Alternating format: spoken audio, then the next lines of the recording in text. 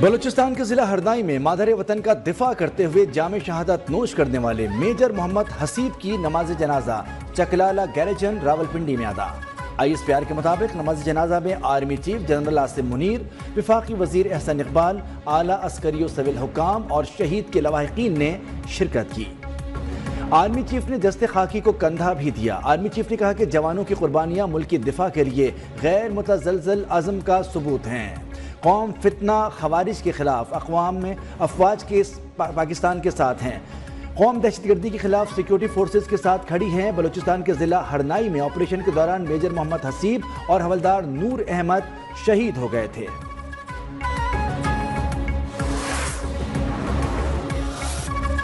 بلوچستان سے لے کر قبائلی علاقوں تک دہشت گردی کی آگ پھیلی ہے۔ باتیں نہیں، عمل کر کے دکھانا ہوگا۔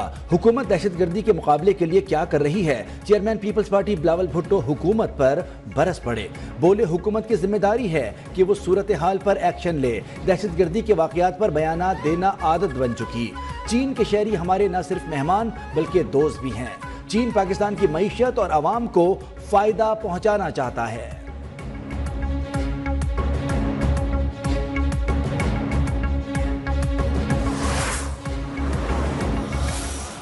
پارٹی اور مسلم لیگ کی برابری کی نمائندگی ہوگی جوڈیشل کمیشن میں، اس بات سے وہ پیچھے ہٹے تو میں نے احتجاجاً اپنا نام بھی وتھڈرا کیا۔ اگر میں خود موجود ہوتا جوڈیشل کمیشن پہ میں تو وہ خود اٹھاتا۔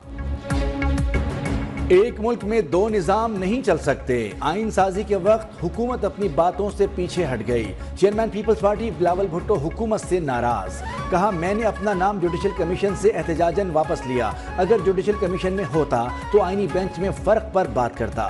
ہمیں انصاف کے سب سے بڑے ادارے میں برابری کی نمائندگی چاہیے۔ وفاقی آئینی بینچ میں الگ اور سندھ کے لیے الگ طریقہ اختیار کیا گیا۔ حکومت نے پیٹھ پیچھے کینالز کی منظوری دی۔ ہم نئے کینالز پر اتفاق نہیں کرتے۔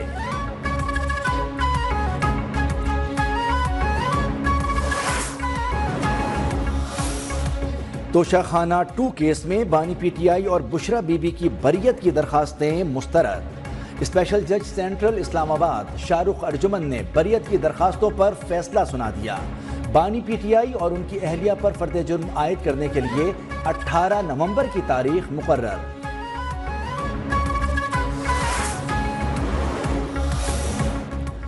ہر وقت سڑکوں پر نکلنے کے لیے تیار ہیں۔ وفاقی حکومت راستے بلاک کر کے تشدد کرتی ہے لیکن اس پر سخت جوابی حکمت عملی تیار کر لی۔ وزیر اعلیٰ کے پی علی امین گنڈاپور کی للکار۔ پی ٹی آئی کے ارکان پنجاب اسمبلی آج پشاور طلب۔ ذرائع کے مطابق 24 نومبر کے احتجاج سے متعلق بشرا بی بی بانی پی ٹی آئی کا اہم پیغام ارکان کو دیں گی۔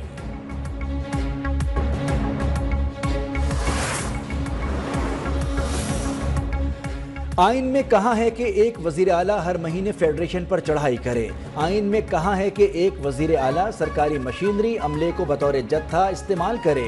وزیر اطلاعات پنجاب عظمہ بخاری کا سوال۔ کہا جو پیسہ صوبے کی بہتری پر خرچ ہونا چاہیے وہ جلسے احتجاج پر خرچ ہو رہا ہے۔ اڈیالہ جیل کا قیدی خونی انقلاب کے خواب دیکھ رہا ہے۔ قیدی کو جیل سے نکلنے کے لیے لاشوں کی ضرورت ہے۔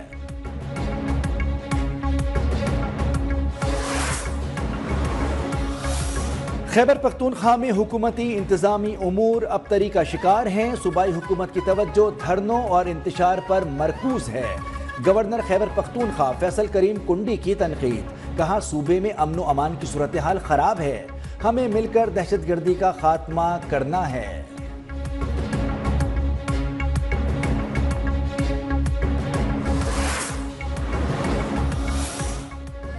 وزیر دفاع خواجہ آصف کو لندن میں دھمکیاں دینے کا معاملہ۔ خواجہ آصف نے لندن میں پاکستان ہائی کمیشن میں مقامی پولیس کو ٹرین واقعے کی رپورٹ درج کرا دی۔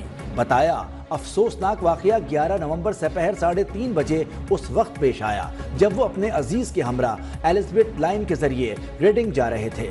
3 سے 4 افراد نے ہراساں کیا اور بلا اجازت ویڈیو بنائی۔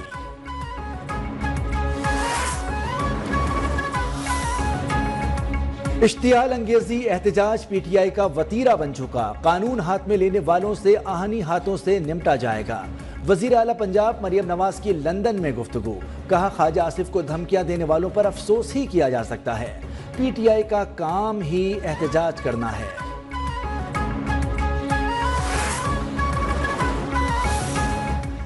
24 نومبر کو اپنے حق کے لیے اسلام آباد پہنچیں گے، ہمارا احتجاج پرامن ہوگا، جب احتجاج نہیں کرتے حکومت اس وقت بھی ہم پر کریک ڈاؤن کرتی ہے۔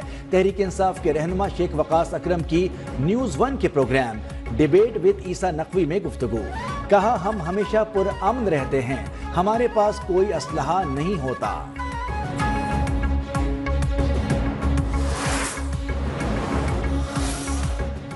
سپریم کورٹ کے آئینی بینچ نے پہلا فیصلہ سنا دیا، قاضی فائز عیسیٰ کی بطور chief justice Balochistan high court تعیناتی کے خلاف نظر ثانی درخواست خارج۔ جسٹس جمال مندوخیل نے کہا کہ نظر ثانی میں دوبارہ اصل کیس نہیں کھول سکتے، عدالتی فیصلوں کے خلاف یہ کوئی ایپلیٹ بینچ نہیں۔ انتخابی شیڈیول میں ترمیم کی درخواست بھی خارج۔ Review of judgments and order نظر ثانی کیس غیر مؤثر ہونے پر نمٹا دیا گیا۔ غیر ملکی اثاثوں بینک اکاؤنٹس کے خلاف درخواست جرمانے کے ساتھ مسترد۔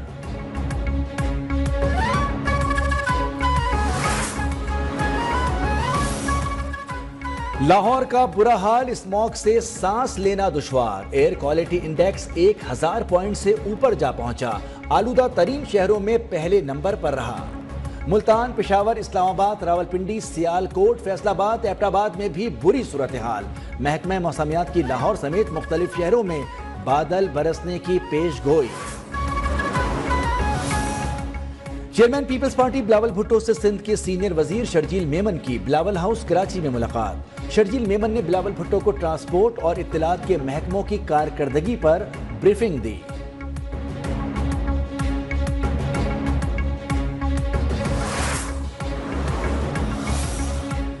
کراچی سمیت سندھ کے 18 اضلاع میں ضمنی بلدیاتی انتخابات، غیر حتمی اور غیر سرکاری نتائج کے مطابق پیپلز پارٹی اب تک 38 مختلف نشستوں پر کامیابی کے ساتھ سر فہرست۔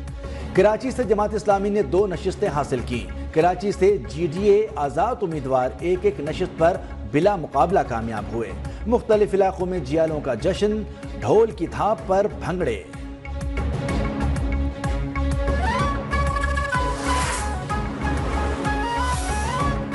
کچے میں کروڑوں روپے تاوان کے لیے اغوا کیے گئے ڈاکٹر خالد محمود کی رہائی کے اصل حقائق نیوز 1 سامنے لے آیا۔ ڈاکٹر خالد کو ڈیوٹی پر جاتے ہوئے تاوان کے لیے اغوا کیا گیا۔ ڈاکوؤں نے اہل خانہ سے 1.5 کروڑ روپے تاوان کا مطالبہ کیا۔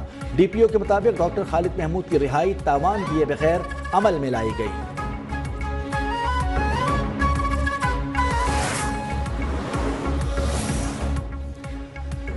Chairman joint chief of staff committee general Sahir Shamshad Mirza کا دورہ قطر۔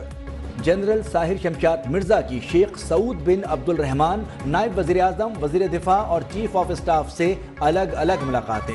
ISPR کے مطابق ملاقات میں علاقائی صورتحال پر تبادلہ خیال کیا گیا۔